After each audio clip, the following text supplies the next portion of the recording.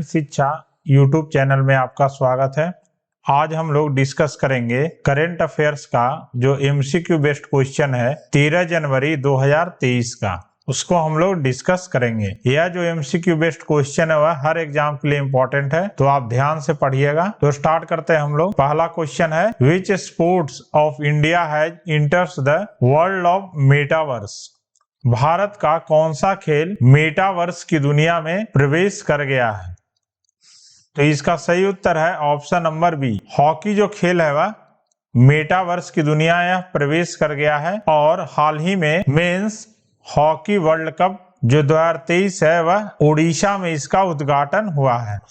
यह जो है हॉकी विश्व कप 2023 का जो है वह उड़ीसा में खेला जा रहा है और यह उड़ीसा के 2 शहरों में खेला जाएगा। पहला जो है भुवनेश्वर और दूसरा है राउरकेला। राउरकेला में विश्व का सबसे बड़ा हॉकी स्टेडियम भी बनाया गया है। तो आप कमेंट सेक्शन में बताइएगा कि वह जो हॉकी स्टेडियम बनाया गया है उसका नाम क्या है। जो हॉकी स्टेडियम है वह विश्व का सबसे बड़ा हॉकी स्टेडियम है, तो वह किनके नाम पर रखा गया है? तो सही उत्तर इसका होगा ऑप्शन नंबर बी, हॉकी। अगला क्वेश्चन है, Jai Hind the new light and sound programme is inaugurated bye.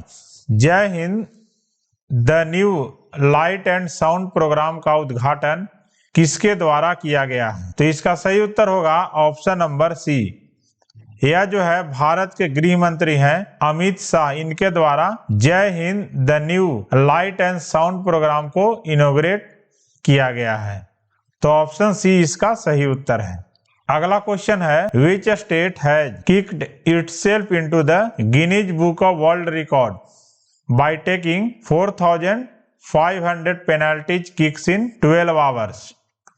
किस राज्य ने 12 घंटे में 4500 पेनाल्टी किक लेकर Guinness book of world record में खुद को शामिल किया है? तो सही उत्तर इसका होगा ऑप्शन नंबर डी, केरल जो राज्य है वह एक Guinness book of world record बनाया है 4500 पेनाल्टी किक्स कितना घंटा में? 12 घंटे में। तो इसका सही उत्तर है ऑप्शन नंबर डी, केरल राज्य। अगला क्वेश्चन है, Sarang 2023 festival begins at which IIT. Sarang 2023 महोत्सव किस आईआईटी में शुरू हुआ है? तो इसका सही उत्तर है ऑप्शन नंबर बी, इसे आईआईटी मद्रास में मनाया जाता है सारंग 2023 महोत्सव को। और यह जो है महोत्सव है स्टूडेंट्स का भारत का सबसे बड़ा महोत्सव है। तो इसका सही उत्तर हो जाएगा option number B, IIT Madras में सारंग 2023 महोत्सव शुरू हुआ है। अगला क्वेश्चन है, recently which state has approved 30% women's reservation in government jobs. हाल ही में किस राज्य ने सरकारी नौकरियों में 30% महिला आरक्षण को मंजूरी दी है? तो सही उत्तर इसका होगा ऑप्शन नंबर ए, उत्तराखंड जो राज्य है वह हाल ही में 30% महिला आरक्षण को मंजूरी प्रदान किया है और वहां के जो राज्यपाल है उन्होंने इस बिल पर हस्ताक्षर कर दिया है, यानी इस बिल को अब मंजूरी मिल गई है। तो सही उत्तर इसका है ऑप्शन नंबर ए, उत्तराखंड। अगला क्वेश्चन है, the book Jadunama is written by. Jadunama एक पुस्तक है, वह किसके द्वारा लिखी गई है? तो सही उत्तर है इसका option number C, Arvind Mandloi के द्वारा यह पुस्तक लिखी गई है जादूनामा, जो कि जावेद अख्तर जो लेखक हैं इन पर यह पुस्तक लिखा गया है जादूनामा और इसे लिखे हैं अरविंद मंडलोई। अगला क्वेश्चन है, which state project was recognised as the best practices model at the national conference on micro small and medium enterprises. सूक्ष्म लघु और मध्यम उद्यमों पर राष्ट्रीय सम्मेलन में किस राज्य परियोजना को सर्वोत्तम प्रथाओं के मॉडल के रूप में मान्यता दी गई थी? तो सही उत्तर होगा इसका ऑप्शन नंबर ए, केरल जो राज्य है उसका प्रोजेक्ट है और प्रोजेक्ट का नाम है year of enterprises. Year of enterprises यह प्रोजेक्ट का नाम है, इसको सर्वोत्तम प्रथाओं के मॉडल के रूप में मान्यता दी गई है। तो सही उत्तर इसका है ऑप्शन नंबर ए, केरल राज्य का प्रोजेक्ट है ईयर ऑफ इंटरप्राइजेज। अगला क्वेश्चन है who has been appointed as the chief technologist of NASA. NASA के मुख्य प्रौद्योगिकीविद के रूप में किसे नियुक्त किया गया है? इसका सही उत्तर होगा option number B, A.C. Charnia. A.C. Charnia जो भारतीय मूल के अमेरिकी स्पेस एक्सपर्ट हैं, इनको नासा के मुख्य प्रौद्योगिकीविद के रूप में नियुक्त किया गया है। इसके पहले जो थे इस पद पर भाव्या ला थे। तो ऑप्शन बी इसका सही उत्तर है। अगला क्वेश्चन है what is title 42 recently in news. अभी हाल ही में है खबरों में, शीर्षक 42 क्या है?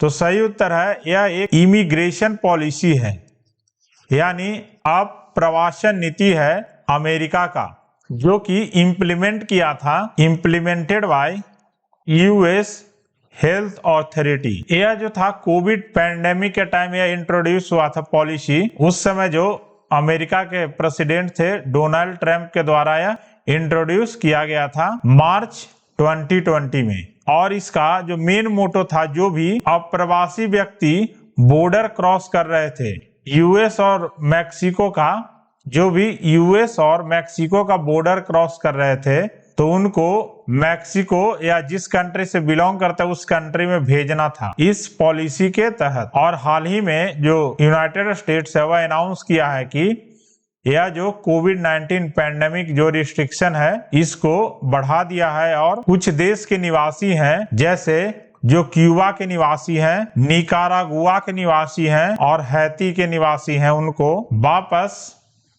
मैक्सिको बॉर्डर के थ्रू अपने कंट्री में भेजने का यह एक इमिग्रेशन पॉलिसी बनाया है। तो इसका सही उत्तर है ऑप्शन नंबर डी। यह क्या एक अप्रवासन नीति है जो कि यूएसए के द्वारा बनाया गया है, और जो हाल ही में यह न्यूज में रहा है यूएसए का यह क्या टाइटल 42 है, या क्या इमिग्रेशन पॉलिसी है। नेक्स्ट क्वेश्चन है who had designed VSHORAD missile system. VSHORAD missile system किसने डिजाइन किया है? तो सही उत्तर है यह जो है डिजाइन और डेवलप किया गया है डीआरडीओ के द्वारा। तो सही उत्तर इसका है ऑप्शन नंबर बी, डीआरडीओ। अगला क्वेश्चन है national youth day is celebrated on which day. राष्ट्रीय युवा दिवस किस दिन मनाया जाता है? तो सही उत्तर इसका है ऑप्शन नंबर ए, इसे 12 जनवरी को मनाया जाता है विश्व राष्ट्रीय युवा दिवस को। यह क्या इस दिन जन्म दिवस है? 12 जनवरी को स्वामी विवेकानंद जो थे उनका जन्म दिवस है, इसलिए 12 जनवरी को नेशनल यूथ डे सेलिब्रेट करते हैं। और जो स्वामी विवेकानंद थे उनका जन्म हुआ था 12 जनवरी 1863 ईस्वी में।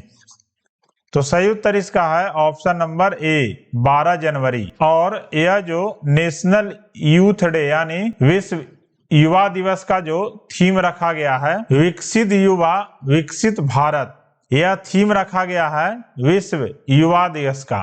और जो पहली बार 1985 ईस्वी में भारतीय सरकार है वह घोषणा किया था कि राष्ट्रीय युवा दिवस को 12 जनवरी को मनाया जाएगा।